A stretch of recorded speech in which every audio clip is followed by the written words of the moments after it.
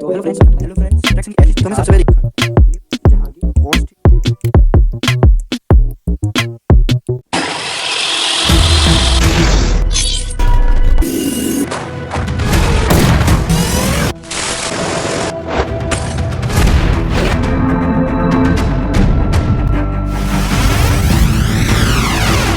तो दोस्तों हम वापस आ गए हमारी एक्सरसाइज पे सरफेस एरिया वॉल्यूम की।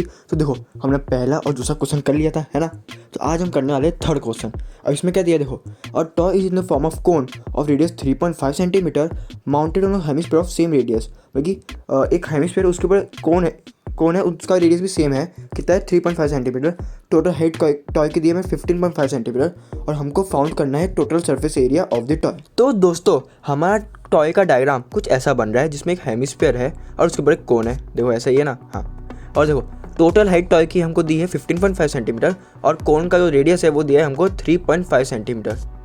अब देखो हम सबसे पहले लिख देते कि हमको दिया क्या है गिवन के अंदर। तो हमको क्या दिया है, टोटल हाइट दी है टॉय की, कितनी दी है 15.5 सेंटीमीटर, है ना। और हमको दिया है रेडियस किसका, कोन का रेडियस दिया है हमको 3.5 सेंटीमीटर। अब देखो ये कोन है ना, अब कोन के नीचे एग्जैक्ट हेमिस्फीयर तो उसका रेडियस भी सेम ही होने वाला है ना। तो देयरफॉर रेडियस ऑफ हेमिस्फीयर कितना होगा, कोन जितना कितना 3.5 सेंटीमीटर। और हाँ मैंने आपको बोला था ना कि जो हाइट होती है हेमिस्फीयर की उसके रेडियस के बराबर होती है।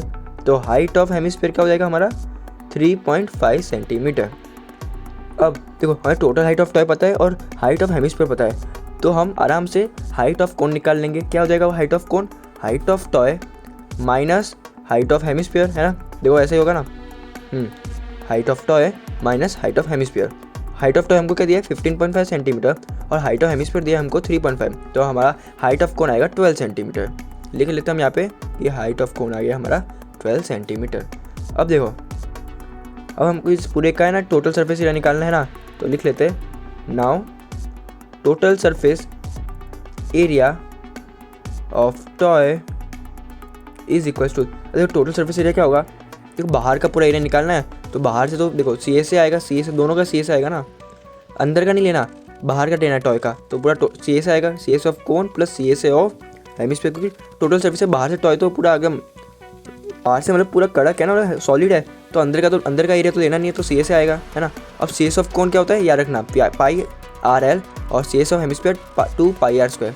अब देखो जो एल है ना, एल वो होता है स्लांट हाइट, ये बोलते हैं, देखो ये होता है स्लांट हाइट, इस वैल्यू को बोलते हैं। तो देखो अगर तुम नोटिस करोगे ना, तो राइट एंगल ट्रायंगल बन रहा है जिसमें 90 डिग्री बन रहा है। तो ये हाइट है, ये बेस है और वो हाइपोटेनियस है। तो हम पाइथागोरस थ्योरम का यूज़ करेंगे तो एल की वैल्यू आ जाएगी H square plus R square, root में H square plus R square. देखो कैसा आया, देखो एल स्क्वायर हो गया हमारा H square plus R square Pythagoras से। तो एल क्या हो जाएगा, रूट के अंदर H square plus R square, है ना। हमने वही पुट किया यहाँ पे। अब देखो पाई आर कॉमन आ रहा है, तो अंदर ब्रैकेट में क्या आएगा, रूट में H square plus R square और रूट के बाद प्लस 2r। और वैल्यूज को पुट करते हैं, पाई की जगह क्या आ जाएगा 22/7, रेडियस हमको क्या थी 3.5, और रूट के अंदर H square plus R square. H क्या है कोन का 12 सेंटीमीटर और रेडियस 3.5 सेंटीमीटर, अंदर का स्क्वायर रूट के अंदर प्लस 2r, 2 ब्रैकेट का 3.5। अब देखो 3.5 को हम लिख सकते हैं 7/2, वही वैल्यू होती है, एक ही बात है। और देखो 12 का स्क्वायर हो गया हमारा 144 और 3.5 का स्क्वायर हो जाएगा हमारा 12.25 प्लस 2 इंटू 3.5 हो जाएगा 7। और देखो अब बाहर जो मल्टीप्लिकेशन है उस पर 7 कट हो जाएगा और 2 से वो 22 हो जाएगा 11।